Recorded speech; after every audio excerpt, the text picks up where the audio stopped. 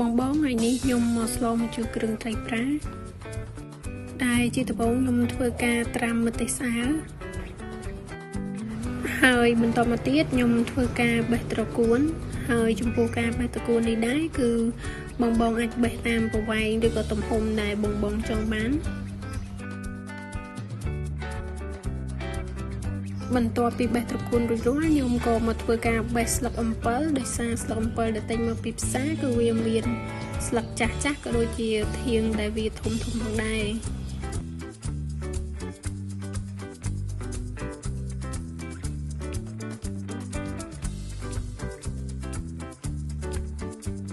ឥឡូវនេះយើងបេះរួចរាល់ហើយយើងក៏យកវាទៅលាងទឹកផងដែរហើយបន្តមកទៀតនេះគឺខ្ញុំធ្វើការកាត់ត្រីជាកង់ឬក៏ជាដុំល្មមដែលយើងគិតថាចង់បានប៉ុណ្ណាគឺយើងកាត់វាយកទំហំឬក៏ប្រវែងប៉ុណ្ណឹងឥឡូវនេះត្រីរបស់ខ្ញុំក៏បានកាត់រួចរាល់ហើយខ្ញុំក៏ទៅធ្វើការចិញ្ច្រាំម្ទេសស្អាតក្រោយចិញ្ច្រាំបានបន្តិចឥឡូវម្ទេសស្អាតរបស់យើងចិញ្ច្រាំបានម៉ត់ល្អហើយខ្ញុំក៏យកវាដាក់នៅក្នុងចានដោយឡែកសិនហើយបន្ទាប់មកទៀតខ្ញុំមកធ្វើការបុកសណ្តែកដីហើយចំពោះការបុកនេះដែរគឺខ្ញុំបុកវាមិនឲ្យម៉ត់ពេកទេហើយចំពោះគ្រឿងផ្សំមួយមុខទៀតគឺគ្រឿងបុកគឺខ្ញុំទិញស្រាប់មកពីផ្សារឥឡូវនេះខ្ញុំមានគ្រឿងផ្សំគ្រប់សពអស់ហើយ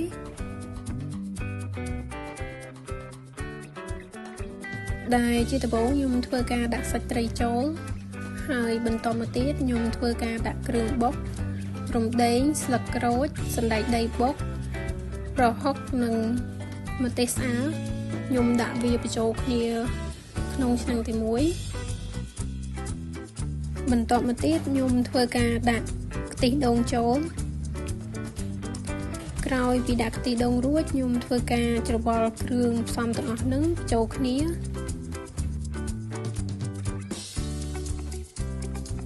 បន្ទាប់មកខ្ញុំធ្វើការដាក់ស្លឹកអំពិលចូល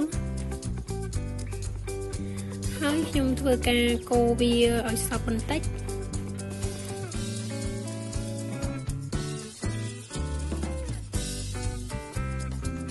បន្ទាប់មកទៀតខ្ញុំធ្វើការដាក់ត្រកួន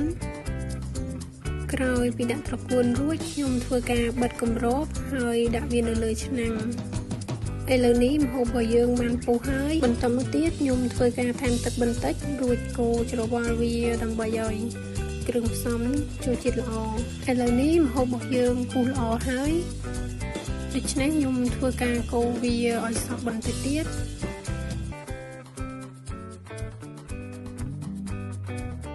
ឥឡូវនេះខ្ញុំធ្វើការដាក់គ្រឿងផ្សំចូលដោយខ្ញុំបានដាក់អំបិលកន្លះស្លាបព្រាកាហ្វេប៊ីចេងកន្លះស្លាបព្រាកាហ្វេនិងស្ករកន្លះស្លាបព្រាកាហ្វេហើយចំពោះការដាក់គ្រឿងផ្សំនេះដែរគឺដាក់តាមចំណង់ចំណូលចិត្តដែរបងប្អូនគាត់ថាចង់ញ៉ាំរសជាតិបែបណាគឺអាចដាក់បរិមាណតាមចំណង់ចំណូលចិត្តបាននៅកន្លែងនេះខ្ញុំធ្វើការដាក់ស្លឹកអំពិលបន្ថែមដោយសារក្រោយពេលខ្ញុំភ្លក់ទៅគឺវារាងស្ទើរជូរបន្តិច